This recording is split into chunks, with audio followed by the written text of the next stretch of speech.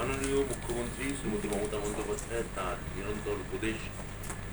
এবং অভিভাবকত্বে রাজ্য প্রশাসন, জেলা প্রশাসন এবং স্কুল সার্ভিস কমিশনের ঐকান্তিক প্রচেষ্টায় এই সেকেন্ড SLST পরীক্ষা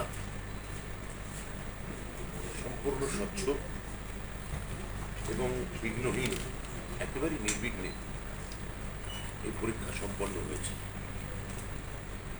আমি এই জন্য আমার ডান পাশে বসে থাকা স্কুল সার্ভিস কমিশনের চেয়ারম্যান সিদ্ধার্থ মজুমদার, আমার বাঁ পাশে বসে আছেন আমাদের দপ্তরের প্রধান আধিকারিক principal secretary Shri Binod Kumar,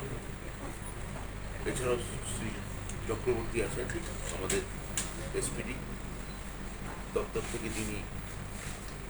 school service কমিশনের সঙ্গে পরীক্ষার প্রশাসনিক সুবিধা অসুবিধা নিয়ে নিরন্তর যোগাযোগ রেখেছিলেন।